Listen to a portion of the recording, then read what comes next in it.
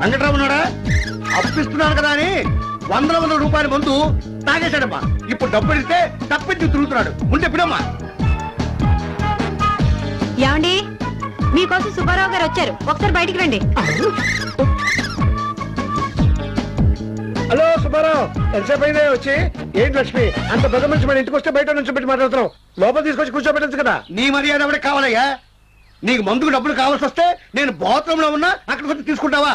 ఇప్పుడు తీర్చాల్సి వస్తుందని తప్పించి తిరుగుతావా? నేను ఎక్కడ తప్పించి తిరుగుతున్నానయ్యా, నువ్వు వచ్చినప్పుడు జస్ట్ బాత్రూమ్కి వెళ్ళా. నువ్వెక్కడికి వెళ్ళావో నాకు అనవసరం. నా డబ్బులు నాకు కావాలి, ఇప్పుడు ఇచ్చే. నాకు వచ్చిన డబ్బులు కావాలి, మీ బాకీ తీసుకోవడానికి. కానీ దొరకడం లేదే. అబ్బా నువ్వేం చేస్తావో నాకు తెలియదు. నా డబ్బులు నాకు ఇచ్చే వరకు కలిసి కదలను అంతే. చూడండి సుబ్బారావు గారు, ఆయన అప్పు తీసుకుంటే తిరిగి తీర్చలేరని తెలుసు. మీరు ఇంటి చుట్టూ తిరగవలసి వస్తుందని మీకు తెలుసు. అలాంటప్పుడు అప్పు ఇవ్వడం తప్పు కదా. తప్పేనమ్మా, ఏం చేస్తావు కర్మ. సరే, మీకెంత డబ్బులు ఇవ్వాలి?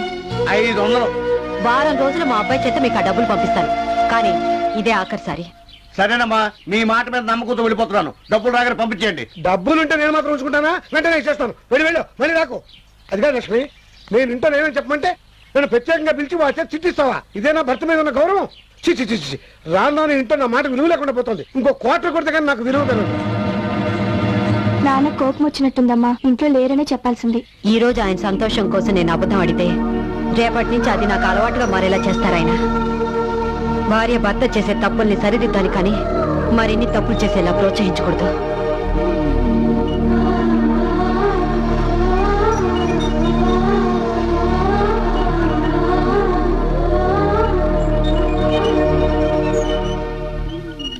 ఒరే వేణు, వేణు,